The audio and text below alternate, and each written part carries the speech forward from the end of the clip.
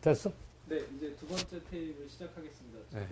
아까 저희가 쉬는 시간에 잠깐 말씀드렸지만 그 50년에 입교하셔서 56년에 이제 군사 유학 다녀오셨던 시기까지 해서 뭐 이제 장군님께서 좀 영향을 받으셨던 뭐 선배 장교분들이 계시거나 뭐 그런 얘기들을 좀 해주시면 네, 그래요. 저희가 시대를 좀 이해하는 도움이 될 것 같습니다. 우리가 내가 이제 학교에 들어갔더니 교장이 누구냐면 김창규 장군이시라고.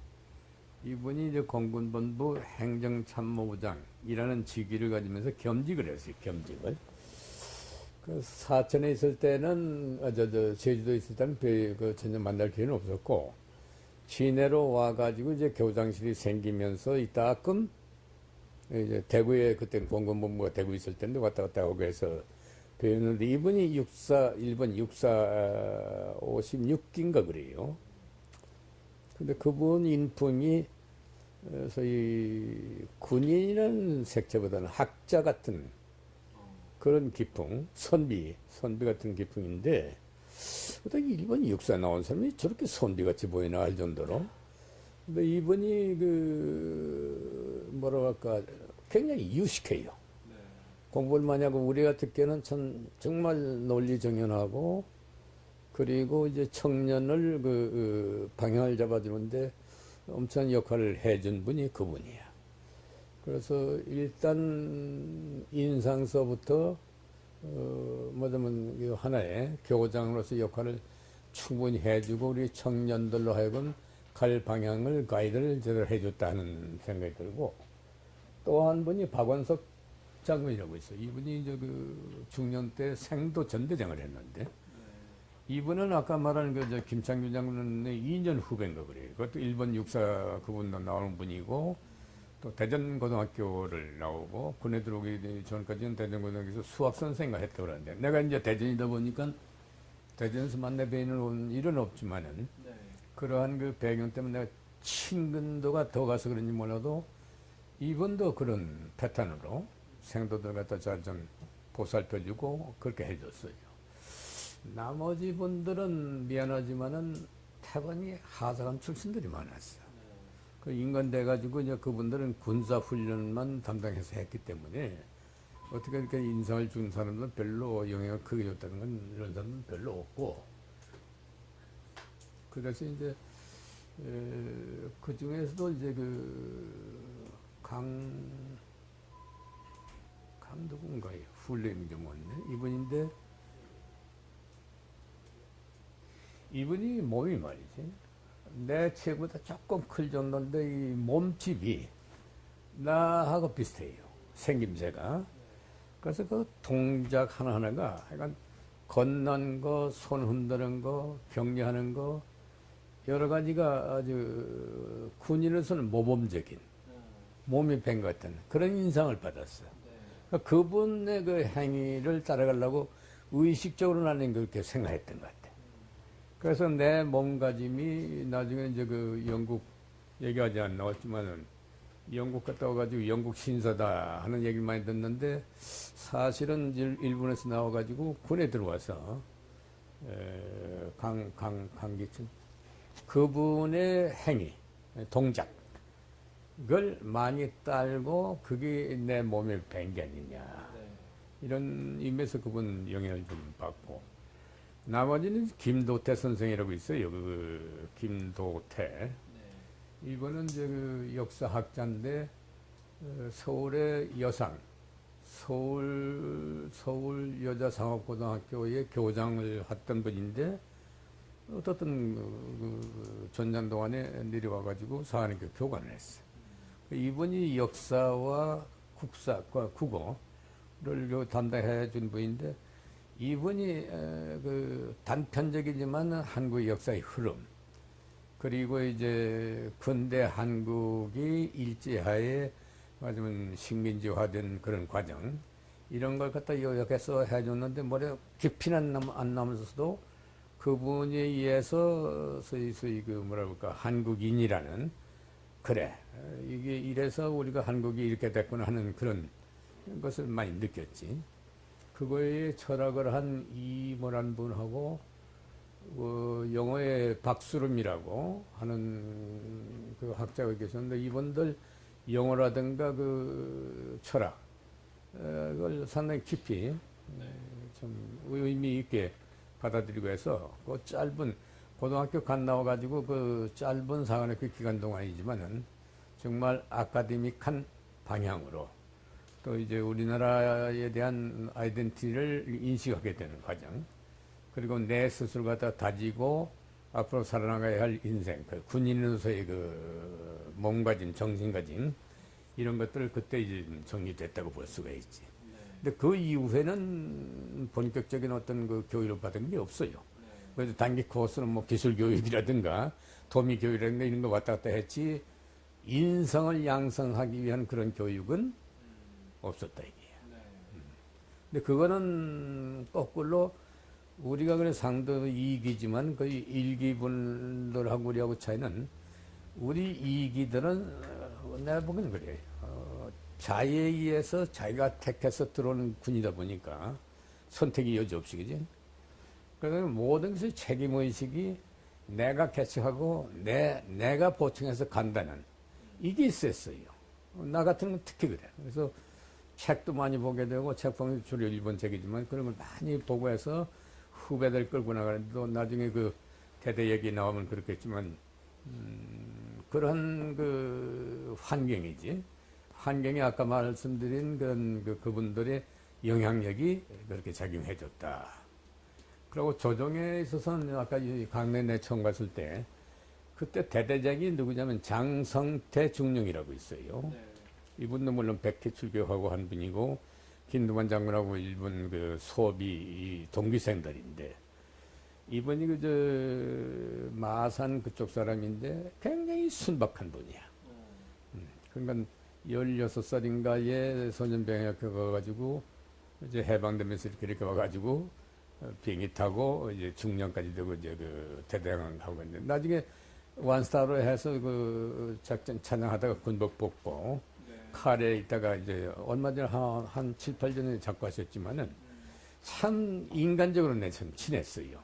거긴 중령이고 나는 소위 나중에 중위까지 대물이지만은 정말 아우 형님 할 정도로 왜 그렇게 그분하고 그런지 몰라도 하여간 호흡이 맞았던 분이야.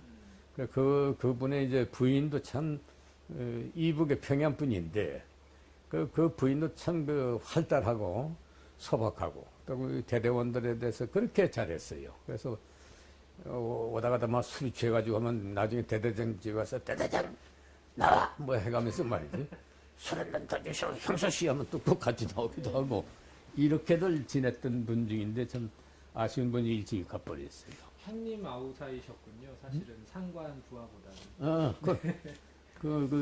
왜냐 매일같이 항시 전장 상태니까 한 번 뜨고 내리는 것만이지 한 번 뜨면 없을지도 모르는 그런 생활 속에 있던 리더니까 말이죠. 그러니까 그런 그 상관 부하보다는 이런 정적인 그런 것이 더 컸지. 그 아까 이제 이 장성태 당시 중령 그 부인께서 평양 분이라고 하셔서 문득 생각이 났는데 육군에는 이북 출신들이 굉장히 많지 않습니까? 초창기에 특히 공군도 좀 그런 경향이 있었어요. 노. 공군은 이북 출신이 그렇게 많지 않았어. 극히 소수야. 극히 소수인데 부인들은 간간이 몇 있어. 어머니 북진해 해가지고 평해라든가 원산에서 거기서 만나가지고 데리고 내려온 부인들이 있어요. 이 장선대장도 그분 중에 하나야. 그래서 이제 평양에 뭐 자기 말하는 김일성 대학인가 어딘가 뭐 좀 다니다가 남편한테 이렇게 그 해서 뭐 붙들려 내려왔다는 얘기를 하지만은 피난할 때 이거 집사에 같이 타가지고 내려와서 결국 결혼되다시피 한 그런 사이지만은 참 그렇게 사람들 좋았어요. 그러고 이제 거꾸로 말이야. 거꾸로 내가 나중에 그 비행 대대장 이거 이전에 조금 더 할 얘기가 있구나. 1960년도에 이제 이 박사에 대한 불만이 터져 나오지. 그래서 이제 소위 고대를 무시해 가지고 이제 그 학생 데모가 대대적으로 일어나는데 60년 그게 언젠가 2월이나 그거와 연계해가지고 이제 그 부산에 부마 사태가 일어나죠. 그지? 아, 마산 그 김주열. 김두열인가 네. 그 사건이 일어나고 해서 결국은 그것 때문에 이 박사의 그 하야가 일어나게 되지. 그래서 이제 이 박사가 하야를 하고 민주당 정부 들어서서 윤보선 장면 정부 들어서지만은 이제 구파 신파의 싸움 바람에 기대하는 것보다는 또 혼란 상태에 들어가가지고 다 도로먹게 되지만 5.16 박정희 대통령의 그 쿠데타에 의해서 이렇게 되지만은 근데 그런 과정에 이제 군들은 사실 그렇게 뭐 동요했다는 건 별로 없어요. 우리 공군에서는 그렇게 문제시를 하지 않았다고. 예컨대 박 대통령이 국가재건 최고위 부의장 당시에 오산에 한번 방문했는데 그때 내가 참 짧은 동안에 내가 그렇게 많이 왔다 갔다 했는지 몰라.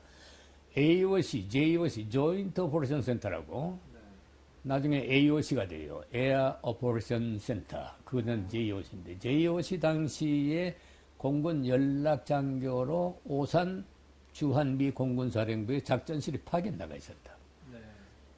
그게 60년도예요.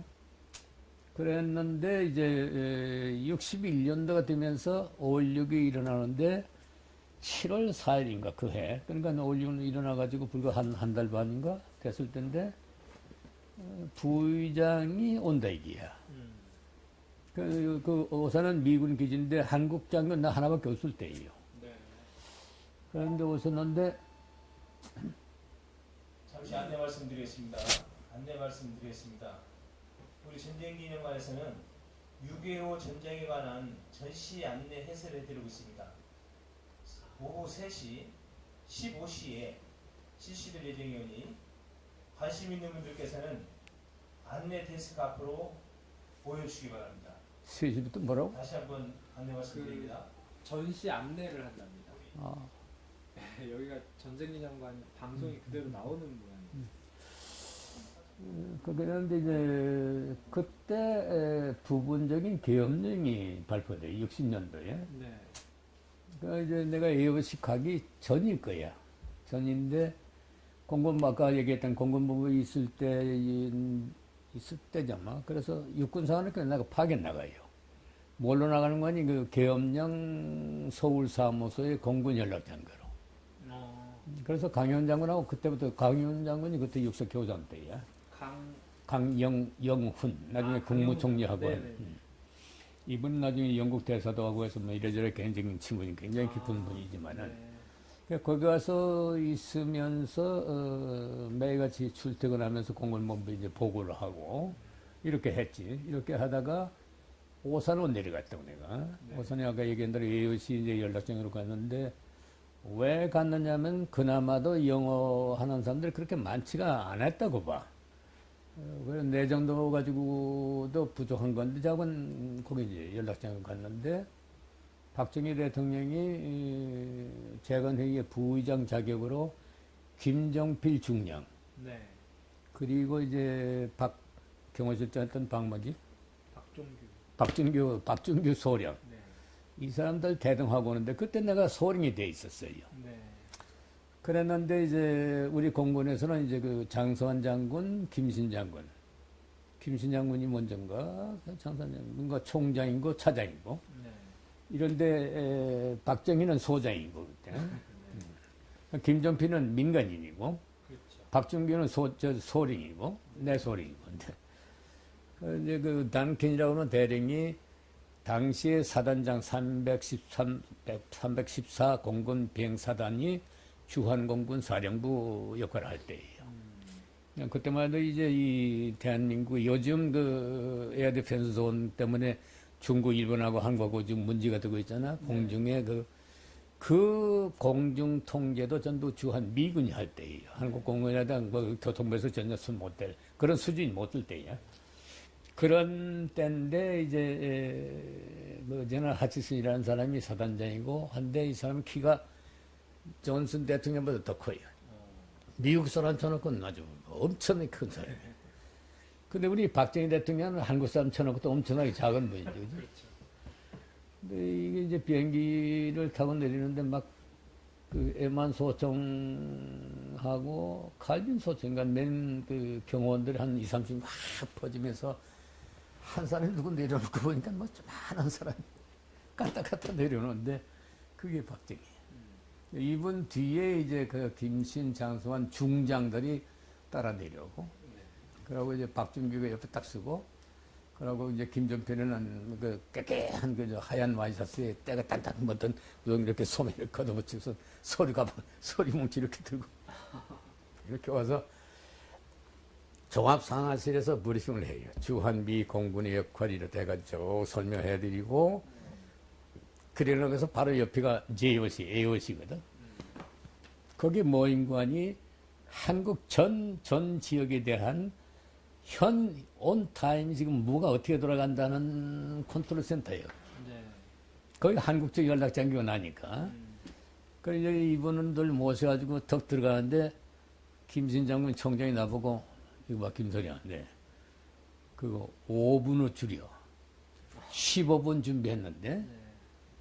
근데 얼마나 당황을 했는 거니? 이제 한국 이제 최고 권력자 앞에 이제 브리핑 소위 보고하는 것도 처음이지만은 15분 준비해서 달달달달 이런 거 갖다가 5분 해라고 하니까 이거 큰일 나잖아. 그래서 알았습니다 했는데 그 이전에 뭐가 나타나는 거니? 앉았지만 키가 이런 데다가 이렇게 앉아 있어요. 네. 사단장하고 이렇게. 근데 이 사단장 하치슨이 말이지. 이렇게 담배, 펄머리야. 펄머리라는 담배를 이렇게 꺼내는데 그 펄머리 이렇게 깁니다. 빨간 가게. 그랬더니 쳐다보지도 않아요. 그 뒤에 우리가 앉아있으니까 박준규 옆에 내가 앉아있고 박준규 있고 뭐죠. 그 이 옆에 사이드 이렇게 헤드 테이블에 사이드에 김종필이 이쪽에 이제 참모들하고 다 쳐다보지도 않을게 내 속으로 민족 정신이 얼마나 강하면은 미군 놈이 준 담배도 안 받아 피우는구나. 네. 그런데 또 한참 단켄이요. 대령이 한참 열심히 또 설명하고 있는데 또 한번 이렇게 주니까 그때서 또 하나 썩 보더니 착하니까 불을 탁 켜줘요. 피워. 그럼 그렇지. 한 번은 양보했지만은 뭐 두 번째니까 그냥 받았는가 보다 했는데 그게 뭔가 꽃밭 조른 거야. 알아? 야, 그 있으면서 조른 거야. 조르니까 사단장이 딱 하잖아. 지금 열심히 하고 있는데 그 사람 딱 한 게 아니라 브리핑하던 걸 그냥 잘못해서 깜빡한 날이면 이거 큰 체면 문제가 되니까 깨우느라고 슬쩍 건드리면서 이렇게 했는데 못 본 거야, 처음에는. 그 두 번째 또 이렇게 하면서 주니까 담배거든. 그러니까 잘 됐다 싶어가지고 피운 거야. 근데 거기서 아는 거야. 아하. 그러면서 앵기면서 이 사람은 15분 준비한 거 5분에 하라는 얘기가 또 앉아서 15분 했던 또 존다 얘기야. 그지? 알았습니다. 해가지고 그냥 차트, 그때 아까 차트에다가 뭐 여러 가지 그 준비된 요약을 탁탁탁탁 해가지고 딱 설명해가지고 질문이 계십니까? 했더니 이렇게 따지면 아니야. 설명 잘 받았어. 그냥 간 일이 있었는데 그러한 그 에피소드도 있었지만은 내가 나중에 이제 대대장으로 들어간 것이 언제 들어간 거니 1964년도에 비행 대대장으로 가요. 네. 근데 그 갈 때의 단장이 아까 얘기한 장선태 장군이 비행단장이 돼. 김포에. 그 장선태 장군 부대에 내가 대대장 간다고. 네. 근데 내 대대에 있었던 사람들이 이름 되면 알는지 몰라. 서덕렬이라는 사람이 있어요. 네. 공군 총장 출신이야.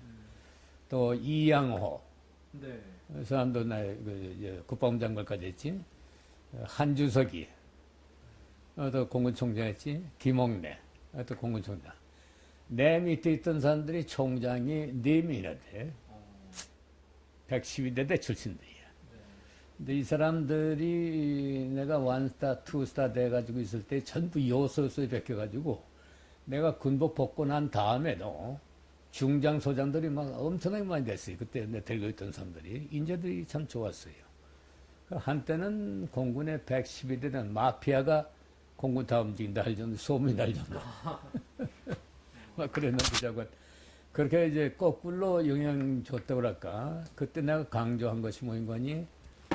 내가 제일 그 절실 느낀 게 군의 특색이 공군, 해군은 기술군으로 잡으라고 했다 이게야. 그러니까 나는 기술군으로만 있어서는 군대가 운영이 안 된다는 거잖아요. 네. 그래서 학술적인 그 식견과 말이지 국제정세에 대한 그 소위 안목을 길러라 해가지고 중2 때부터 이제 처음 들어오면 중2니까 과제를 줬어요. 네가 앞으로 6개월 동안 일본의 그 명치 이신 이후에 어떤 발전을 가져서 소와 군벌까지 갔냐 그 연구하라. 뭐 하라 이거 과제를 다 줬다고. 어떻게 나도 그런 것까지 줬는지 몰라. 어떤 친구는 뭐 소크라테스 연구하라. 뭐 지금 뭐 지금. 그래서 그 흐름이 이 사람들한테 굉장히 영향을 줬어요. 네. 그래서 요즘도 만나면 그때 말이야 뭐 엄청난 과제를 줘가지고 골치 아팠었지만 어쩌고저쩌고 그런 얘기도 많이들 하지. 네. 그래서 내 주장은 그러면서도 이제 항상 우리는 전쟁 속에 있다는 것을 잊지 말아라.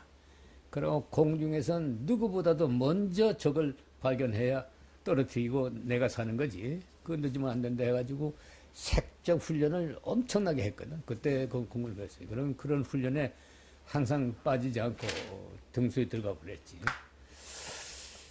그런 거고, 내가 주장한 것은 일요일도 말이야. 우리 저 전공사들은 그 아라트 쓰거든. 아라트라는 것이 5분 대기조, 10분 대기조, 15분 대기조 해가지고, 고 하면은 5분 내에 뜨는. 네. 그건 뭐, 요즘은 3분 대기조도 생겼지만은, 그건 리스컨이 3가 되면 그렇지만은, 보통 때는 5분이에요. 5분 하면 완전히 이제 뛰어가서 할 수 있도록 이 옷을 다 입고 있다고. 그러면서 뭐 바둑도 두고 뭐 장기도 두고 이러하지만은 왕 소리가 나오면은 긴급 출동하면 그냥 뛰지. 나는 대대장 할 때에 5분 대기조 외에 가정 대기조까지 만들었어요. 그러니까 놀더라도 집안 주변에서 놀고 소집되면 5분이 뜨면은 전원이 나가서 같이 뛴다. 그러니까 그건 전쟁 상태니까. 그런 주장을 했어요. 상당히 타이트 컨트롤했지만은 그런 식으로 해서 내가 일본에서 어렸을 때 월화수목 금이라는 운동이 있었어. 토 일을 쉬지 않고 금요일처럼. 금일 예. 월화수목 금금 그것을 적용을 했어요. 그래서 꼭 일이 있어서 어디 뭐 가야 한다든가 뭐 집안에 결혼이 있다든가 뭐 무슨 뭐 부모님 생이라든가 그때는 완전히 오프 시켜주고 말이야. 그래서 참 단결력이 좋았고 화목도 참 잘 됐었고 그런 일이 있었지. 특히 강조한 것이 주변 정세에 대한 이것은 장교답게 좀 업그레이드한 그런 그 판단력 이런 걸 가지도록 많이 강조를 했지. 네. 그 아까 56년경에 그러니까 장군님께서 군사역 다녀오신 직후에 이제 기종전환이 있었다는 말씀을 해주셨는데 그 당시에 기종전환이라는 게 한국 공군 차원에서 보면 굉장히 중요한 변화 아니었습니까? 그 시기에 이제 장군님께서 뭐 그렇게 어렵진 않으셨다고 말씀하셨지만은 그럼 뭐 그 전후의 공군 규모의 변화랄까요? 아니면 뭐 아까 이제 레이더 사이트 얘기도 하셨는데 아무래도 군사 전략적인 측면에서 보면은 아까 뭐 JOC, AOC 얘기도 해주셨고 확실히 55, 6년 기점으로 해서 좀 변화가 좀 많이 생기는 것 같아요. 그래요. 그게 이제 공군맛은 이제 소위 프로펠러 시대에서 제트화로 넘어가는 거지. 네. 그 제트기로 넘어갔지만 프로펠러 비행기가 그 후에 한 10여 년 동안 계속 타요. 전투기로서 이용하게 썼고. 예. 그러다 보니까 이제 51에서 86년으로 간 과정에서 두 가지가 나와. 하나는 86 F 타입가 있고, 네. 하나는 D 타입가 있는데, 같은 86이라도. 86D는 All Weather Fighter이야. 네. 그 뭐 인간이 날씨가 나빠도 비행할 수 있는 그 기종인데, 딴 거 아니야. 안에 그 계기가 운중비행 내지는 야간비행에 F보다는 한두 단계 우회로 발달된 계기를 가지고 있는 거예요.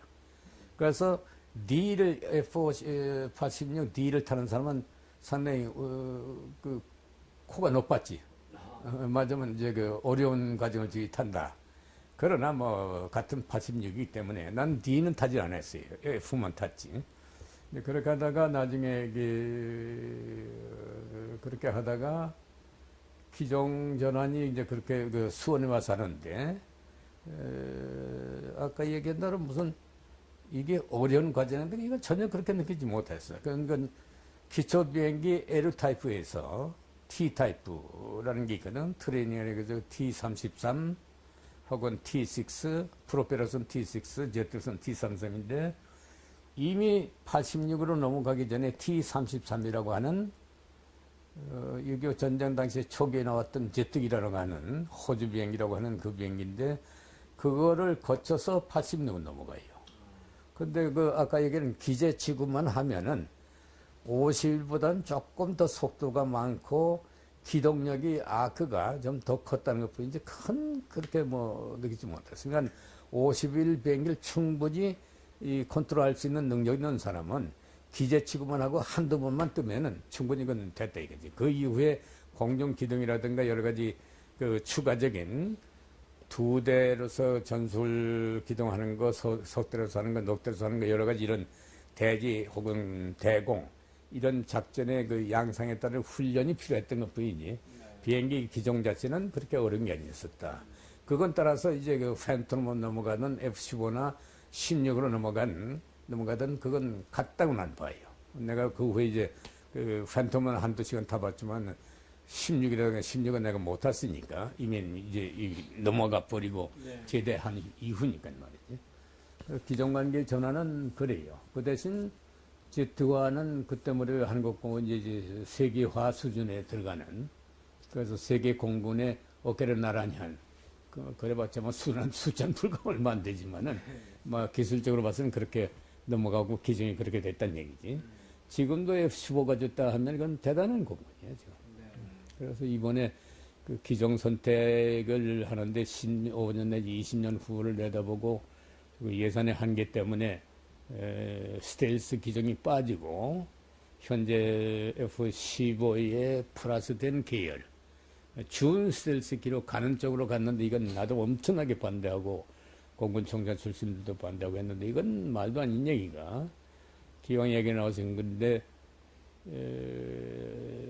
군의 현대화라는 것은 상대적인 적을 보고 그 적정에 따르는 대응이 군사력 준비거든. 근데 지금 이제 이북은 사실상 현재 수준에도 한국 공군의 능력이 못 미쳐요. 그러면 그런 각도로 본다면 지금 뭐 16이나 15 있는데 충분하느냐? 그럼 그만이야. 그런데 주변에 이제 소련, 중국, 일본은 뭐인 거니? 스텔스기 F-22나 35계열이 가 있거든 이미. 그 불과 이제 한 3, 4년이면 전부 무장화한대기예요. 온라인에 이제 무장화되는 파인데 우리는 지금부터 준비해도 10년 후에 그게 올까 말 거야. 최소한도 5, 6년 내지 10년 있어야. 근데 지금 이 비행을 갔다가는 그때 가서는 이제 구닥다리 형편없는 아주 제3류 국가 들어가는 거지. 그렇기 때문에 스텔스 기능 플러스 알파 쪽으로 가줘야만 되는데 국가 예산이 이 한계가 여부가 안 되니까 이 예산 넘는 범위에 들어가라 항공기는 안 한다는 캐다고리를 가지고 시작했으니까 모순이 생긴 거예요. 아니 도대체 국가 국방의 그 병기 체계 선택에 있어서 예산에 맞춰가지고 하라는 그런 한마디로 하면 그 상식이 벗어난 얘기가 어딨노. 그래서 우리가 주장한 것은 만일에 예산이 닿지 못하면 60대 했으면 40대 해란 말이야. 30대를 해라. 그 모자란 거 그 다음 해로 해서 자꾸 연계해가지고 다음에 대비해서 더 보충하는 걸로 해야지. 일시에 60대, 물론 일시에 60대 하게 되면 상대적으로 싸게 사요. 그러니까 생산한 나라에서 라인에 생산 기종이 40대 있을 때고 60대 있을 때하고 다량 생산하고 소량 생산하면 값이 차이 날 거 아니야? 수를 줄이면 비싸진다, 이게. 상대적으로 60대 사면 한 대당 그게 가령 2천만 불이라면 40대 하면 2,300만 불 든다면 이렇게 돼요. So what? 그렇더라도 그렇게 가야지 이게 맞지. 그렇지 않고서는 이건 완전히 후진국이 된다. 물론 20년 후에 그걸 우리가 60대가 됐다고 해서 중국하고 맞선다, 일본하고 맞선다, 뭐 소련하고 맞선다, 천만에 그렇게는 안 되지. 그러나 초전에 막을 수 있는 힘은 가져야 한다 이거지. 또 어느 정도 동등한 그런 그 기종을 가지고 있어야 연합작전 하더라도 이게 맞아 들어가지. 한쪽은 형편없고 한쪽은 그건 있으려 말하잖아. 힘이 안 되지. 근데 그래서 그런 각도에서 대전략적인 그런 걸 내다보고 해야 된다는 것이 이번에 이제 그 방향 전환이 됐기 때문에 참 다행이지만은 일단 이제 한국본건 발전해오는 과정은 이번 같은 그런 슬럼프에 빠지지 않았어요. 이번 아주 참 형편없는 짓을 좀 했다가 그 망신을 한 셈이 됐지만 원소복구에 대해서 참 다행이지. 네. 그리고 또 중간에 이제 그 오산에 연락장교로 가셨던 시점에 대해서 말씀해 주셨는데 그때가 이제 5.16이 났을 때 그 무렵 아닙니까? 그렇지. 그 공군 같은 경우는 그 5.16에 직접 뭐 가담하거나 하지는 않았던 걸로 알고 있는데 그래도 장군님께서 당시 이제 군에 계셨으니까 그 당시 뭐 아까도 뭐 간단하게 말씀해 주셨지만 공군 내 전반적인 이제 5.16에 대한 분위기랄까 뭐 평가 이런 것들은 어땠습니까? 그때가 우리가 이제 나이가 이제 갓 30이 됐나 소령 때니까 그래서 소위 그 나오레지 레벨로 봐서는 거기까지 못 갔어요. 근데 나는 어떤 거니 그 공군모부 다니면서 야간 대학을 다녔어요. 네. 낙원동에 있는 정치대학이라고 그랬어요. 네? 이게 나중에 발전돼가지고 그 건국대학이 돼요. 아, 야간에 그 다니는데 내가 정치외교를 했어. 야간에 이제 낮에 근무하고 퇴근하면서 낙원동 지금 그게 위치가 뭐가 있나 거기에 삼양이 들어간 데 있나 뭐 이런 건 거기인데 이쪽 저쪽으로 연기기 전쟁이니까. 네. 그때 육군의 소령급들 중령급에서 소위 혁명 논의하는 사람들 대여성이 있었어요. 그게 5.16 혁명의 주체 세력들이야. 네. 나하고 동기에 말하자면 야간에. 그 중에 하나 최말한 사람이 하루 날 보자고 하더니 뭐 이런 거예요. 이 나라 이래서 되겠느냐 하는 얘기야. 네. 나도 이 나라 이래서는 안 되지. 하나 죽였었지. 그럼 같이 손잡고 하자 하는 데까지 갔는데 나는 이제 일본에서 그래서 그 자라나고 또 공군에서 자라나서인지 몰라도 군이 정치에 개입을 해. 이거는 있을 수 없다고 하죠. 아주 나의 철학이야. 그래서 이 사람들 돌았나. 빌어먹을 놈들 뭐 어떻게? 나를 갖다 때려 엎어. 그때 내 생각이 반대했었으면 나도 그 혁명 주체가 됐을 거야.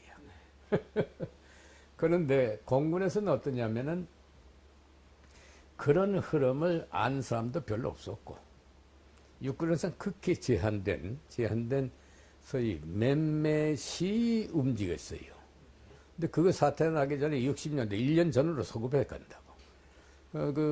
소위 학생들의 60년도 데모 사건이 일어날 무렵에 육군에서는 항명 사건이 일어나지.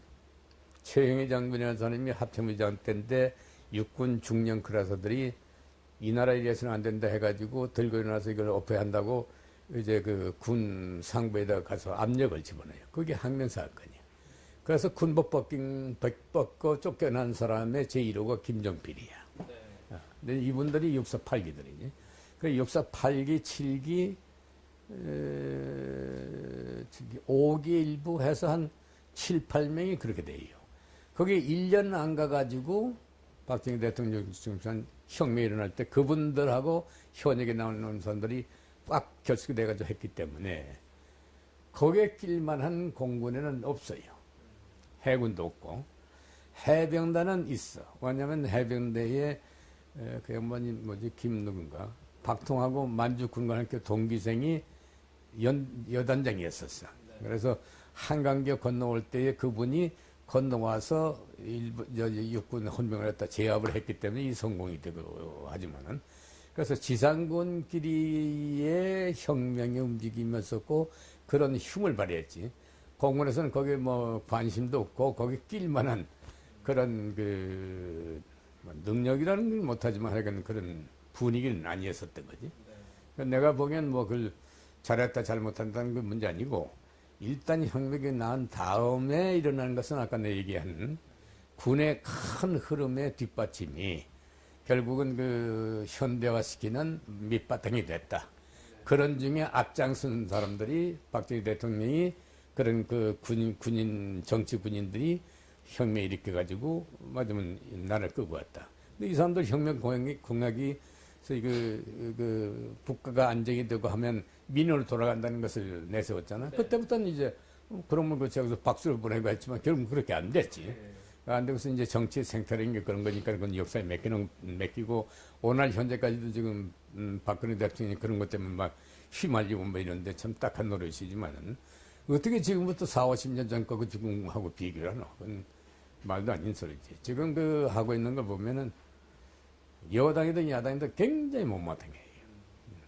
특히 야당은 더해. 지금 나오고 있는 제일 큰 문제가 코레일 관계잖아. 네.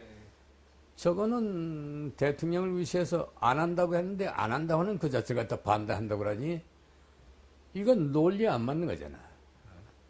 어떻게 그걸 갖다가 그 민주당이나 이런 데 또 동조를 하고 자꾸 부추기고 자꾸 대한민국 이게 참 요즘 뭐 돌았다 싶은 생각이 들어요. 어떤 때는 또 한 번 이 5.16 같은 현상으로 끌고 들어가지 않느냐는 생각이 들어요.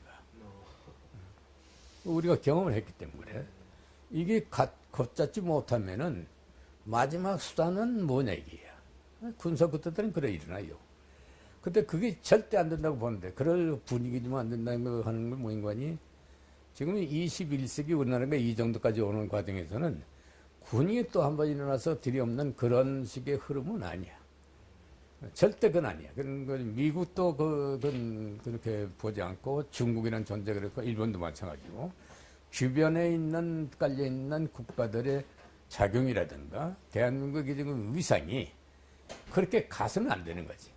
단지 우리 같이 경험 있는 사람들은 이렇게 줏대 없이 왔다 갔다 한다면은 뭐냐 이거지. 그런데 한 가지 방법이 있어요.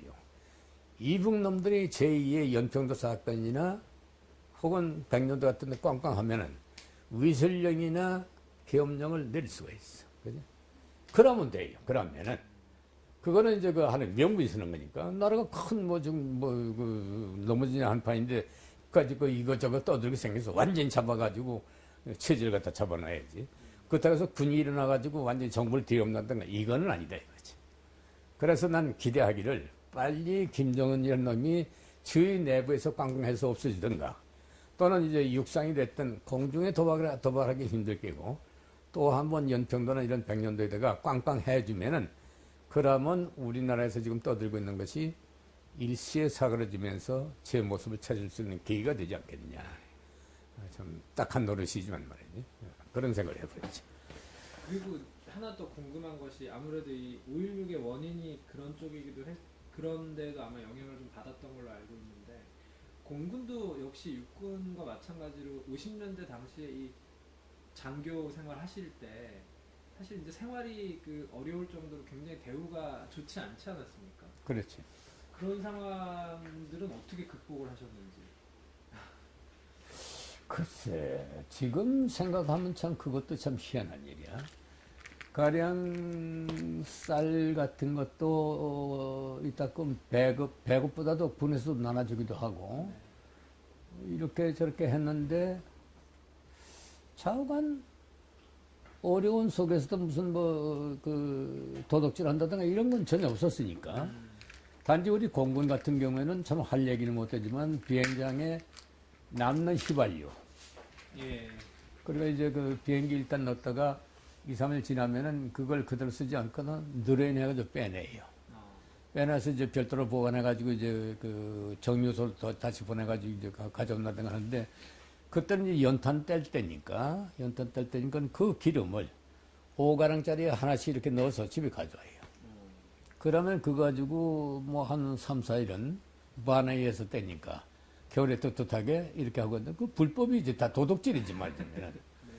도둑질인데 어떤 생각이냐면 일단 버리는 거. 잘못하면 버리고 어떤 놈은 어떤 놈이 그거 가지고 장사도 해먹고 하니까 그렇게 죄의식은 별로 안 가졌어요. 그 일단 쓴 폐기품이니까. 그렇다고 완전 폐기품 아님에도 불구하고. 그래서 그게 보통 관리라고 할까? 요즘 뭐 원자 발전소라든가 뭐 어디서 그 관리에서 마피아식으로 해먹었던 뭐 그거하고는 비교할 건 아니지만 말이지. 그런 식으로 해서 넘어왔다고 난 봐. 그래, 이래저래 하여간 좋은 일이든 나쁜 일이든 간에 사람은 먹고 살고 살게 돼 있다 이거지. 왜 여쭤봤냐면 50년대 이제 육군에 계셨던 분들 얘기를 들어보면 뭐 아주 뭐 후생 사업이라고 소위 해서 아주 공공연할 정도로 그런 것들이 아주 횡행하고 또 그런데 영향이 있어서 사실 소위 아까 말씀하셨던 이른바 뭐 정군운동도 있고 명분도 되고 했던 걸로 알고 있는데 상대적으로 해군군의 경우는 좀 아무래도 뭐 직접 그렇지가 않아요. 관한- 자, 미안하지만 나 물 좀 갖다 주겠어. 그래, 해공군도 큰 흐름을 봐선 같다고 하면 돼. 근데 육군 같은 데는 단위가 크지. 가령 뭐 장작을 갖다 산에서 몇십 킬로 해가지고 갖다 팔아먹는다든가 또는 뭐 저 간판 같은 거 말이야. 그 저 공장에서 오면 가다가 빈칸을 해서 이거 돌아다가 뭐 시장에서 팔아먹는다든가 해가지고 소위 그 치부하고 막 그 소위 말하는 뭐 주워서 생긴 사단장들 이런 것들이 엄청나게 많았다고 그랬잖아. 네. 많았지만 그 혼자 먹었겠느냐 하면 혼자 먹은 것보다는 같이 나눠 먹은. 저 해군만 해도 또 저게 원양 갔다 오면 뭐 일본에 들려가지고 저 무슨 뭐 화장품 같은 거 예. 잔뜩 싣고 와서 그 한번 항구에 들어오면 뭐 이 냄새가 진동하고 뭐 했다는 게. 다 그런 흐름이지. 그런데 그걸 국가 입장에서 볼 때는 제대로 미국을 살리지 못하니까 그 편법보다 나쁜 걸 알면서도 처리를 못했겠지. 네. 그런 모습들이 그러면 이제 뭐 5.16 이후라도 당장 달라지긴 어려웠겠지만 좀 변화가 있었습니까? 아무래도 군에 대한 대우 자체는 좀 좋아질 수밖에 없었으니까. 아니야, 크게는 없었어. 네. 크게는 없었는데 뭐가 달라졌는 거니 군에서 이제 조기에 나간 사람들, 우수한 사람들은 이제 그 유신사무관이라 해가지고 정부에 소위 그 공무원으로 많이 채용을 했지. 네. 그래가지고 숨통을 트여줬대기야. 또 이제 장군들로 나간 사람들 뭐 국영기업체라든가 이런 데다가 상당히 자리를 만들어줬지. 네. 거기에 혜택을 전혀 못 보긴 하지만은. 이거 개인적으로 얘기하면 좀 이상한 얘기인데 난 하나회에도 끼지 않았고 또 그렇다고 해서 이제 호남 측에 끼도 않고 영남 측에도 끼지 않고 내가 충청도지만 말이지. 네. 그래서 양쪽 대산맥에서 나를 하나의 포인트를 보고 이 녀석은 저쪽 편이다 이쪽 편 저들끼리 싸웠지. 나중에 알고 보니까 나하고는 관계없이. 네. 그 바람에 이제 전두환이 같은 경우에는 나를 어디 대사로 보내려고 했다기야. 세월이 흐르는 다음에. 본인이 직접 그런 얘기를 했으니까 또 나도 그걸 원했고 그랬는데 어디가 되려냐고 또 연락이 와요. 조금 있으면 어딜 갈 거다. 딴 놈이 가는 거예요. 육사 11기가. 그래서 이거 봐라. 그 조금 있다가 또 뭐 총무처 장관이나 누구한테 기면 좀 기다리시오. 뭐 어떻게 되는 거야. 아까 강현 장관이 좀 국무총리 당시에 총리인데도 내가 가면 다 면회가 됐으니까. 네. 뭐가 있더라도 다 우선 들어오셔 해가지고 개인적으로 얘기할 그런 입장이었었으니까. 그런 사람 많았지, 이건 뭐. 강현 장관한테 가서 이렇게 돌아가는 건데 뭐 말씀드리는 거 없습니까? 했더니, 이 사람아. 할 얘기는 못 듣는데, 내가 무슨 힘이 있나?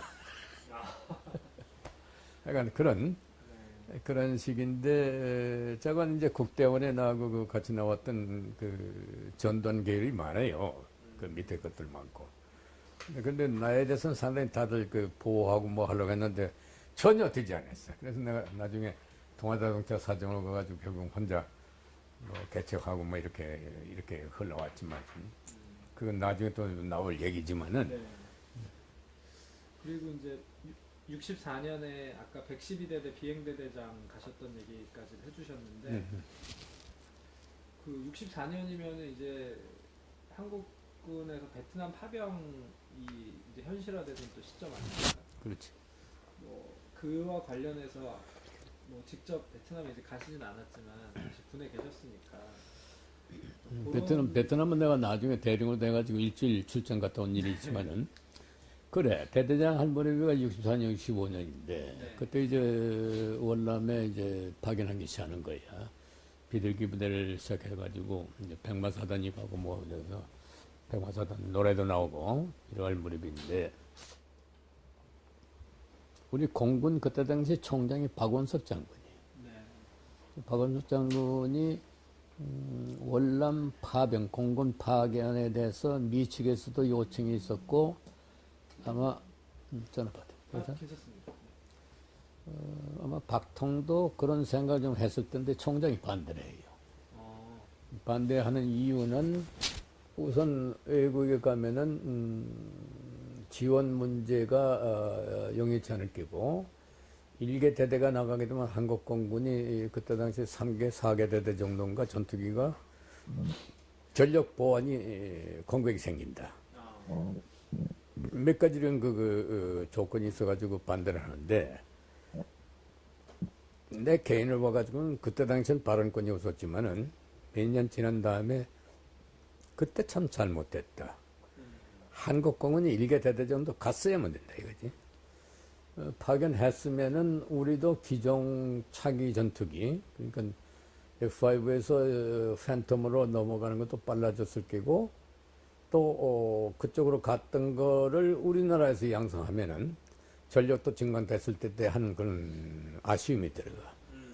근데 아직까지도 그 어른하고 내 얘기를 못 해봤지만은 그 문제 가지고는 저건 그러한 이유 때문에 반대가 돼가지고 한국공군은 월남에 안 가고 뭐가 가는 건 그 C-46하고 C-54가 파견돼요. C-46 두 대에다가 C-54 한 대. 근데 그건 뭐 인간이 환자 수송용. 그러니까 안전스러운 기지에서 필리핀 크라크 기지를 거쳐서 한국 대구라든가 뭐 하여간 큰 병원은 부산이라든가 이런 데 왔다 갔다 하고 기묘한 의료품 이런 걸 갖다 수송해주고 했지. 근데 그게 이제 세월이 흘러가지고 내가 이제 67년도인가 공군본부 다시 와 있을 때에 월남에 파견을 출장을 가는데 그때 이제 사령관 물론 그 최명순 장군이고 부사령관이 뭐 강모라는 분들하고 이런 분들인데 김영유 장군 미국 가서 안 돌아온 분이 있지만 이분들한테 이제 가서 신고를 하고 7공군에 가서 협의를 해요.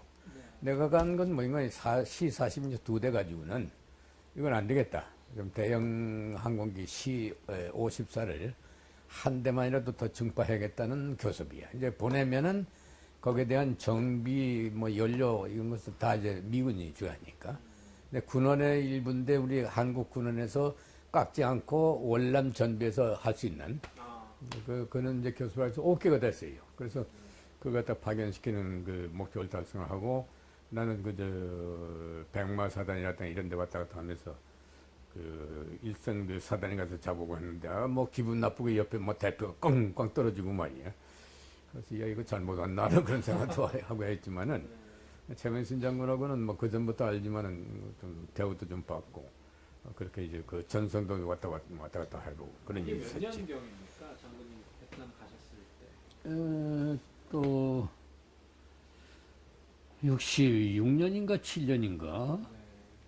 당시에 그러면 공군에서 나가 있던 수송 전대장은 누구셨습니까? 그때는 거의 마지막에는 우리 동기생이 둘인가 교동에 왔다 갔다 했고 네. 그 전에는 일기생이 일기생이 두 명 있고 요전에 그 인터뷰했던 배상호 장군이 한 명 갔었고 처음 가고 배상호 다음에 최기순인 것 같나? 네, 맞아요. 아니면 왕현식인 것 같나?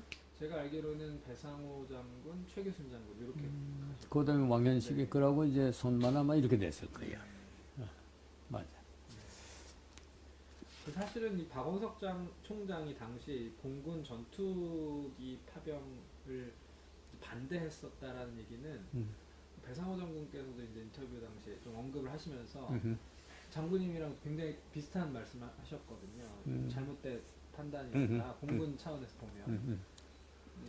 당시 한국 안보 문제를 얘기를 하면서 반대를 하니까 당시 박정희 대통령도 뭐 좀 어쩔 수 없었는데 좀 장기적으로 보면은 그때 파병을 했던 게 아무래도 조금 뭐 당연히 이제 전쟁에 파병을 하면 뭐 희생도 따르겠지만 그 이상의 뭐 반대급부가 있었을 텐데 뭐 그런 취지로 좀 말씀을 해주셨던 것 같습니다. 갔으면 이제 전쟁 경험을 우선 가지게 되는 거니까 그게 제일 크고, 네. 동시에 희생이 따르지만은 그게 경험이니까. 거기에 대한 대응책도 나오고, 또 거기에 따르는 보충책이 우리가 미국에다 대놓고 할 수도 있는 거지. 근데 그걸 못했기 때문에 안 됐고, 또 지상군에 대해서 한국 태극기가 붙은 전투기 와서 원호해주면 얼마나 좋았겠어. 그 뭐 엄청난 그 차이가 있을 텐데 그게 안 됐기 때문에 좀 아주 좀 잘못됐다고 보면 되겠지. 그 다음에 이제 내가 영국 가기 전에 공군본부 편제처장으로 가 있으면서 이제 월남 출장 갔다 오는 얘기가 지금 시작됐는데, 이때 그 공군본부의 대령이 돼가지고 편제처장이 됐을 때가 68년도쯤인가 보다. 그때 합참의 작전기획국장이 유병현 장군이, 유병현 소장.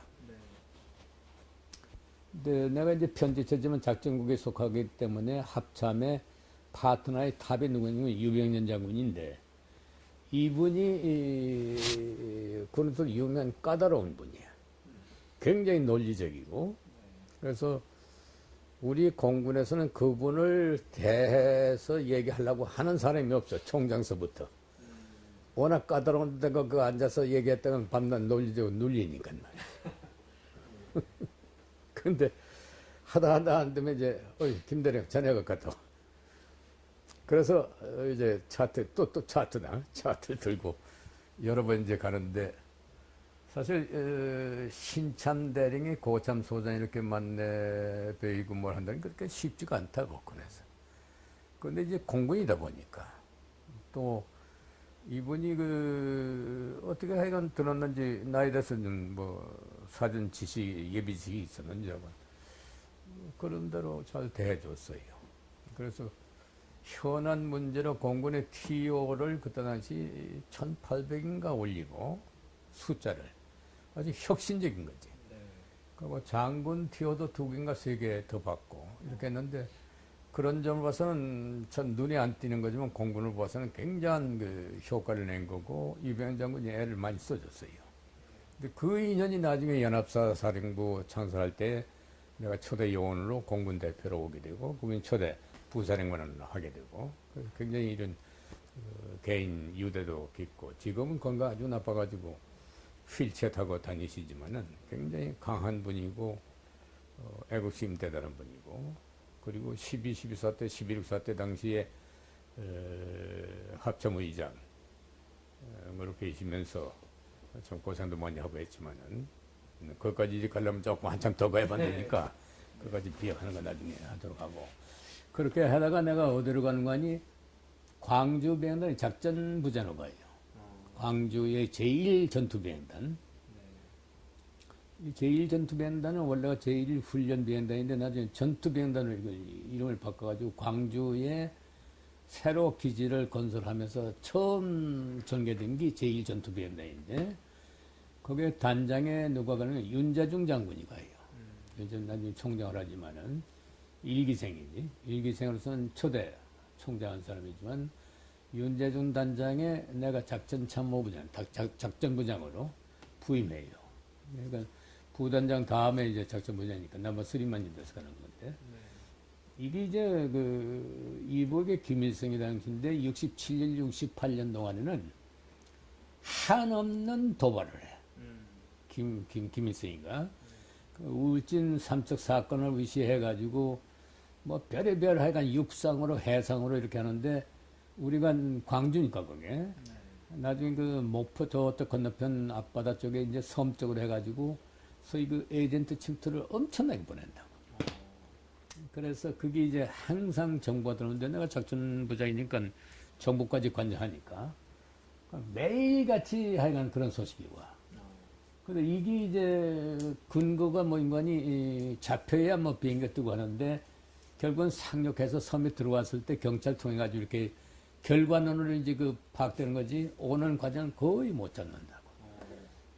그런데 언젠가는 그걸 잡혔어. 잡혀가지고 저 위에, 그러니까 이제 인천 앞바다, 월미도로 해가지고 쭉 남쪽으로 해서 군산 지나서 섬 이름은 다 잊어먹었죠. 하여간 목포 앞바다 그 바다 이제 섬까지 거기 이제 섬을 아지트 삼았던 섬이 두 군가 돼요. 거기에 거쳐서 이제 다시 이제 조만한 배 혹은 뭐 이 잠수정 반잠수정을 해가지고 육내에서 이 위로 올라오고 했지만은 그래서 하루 저녁인데 그 큰 사건이 일어나는데 잡혔어.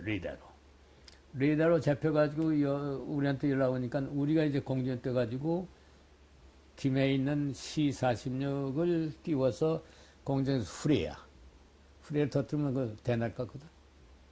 대낮 같으니까 이놈 배가 이제 눈에 띄는 거지. 그 후레가 떨어질만 하면 또 비행기 보내고 또 비행기 보내고. 그 오간에 이제 우리 전투기를 계속 띄우는 거예요.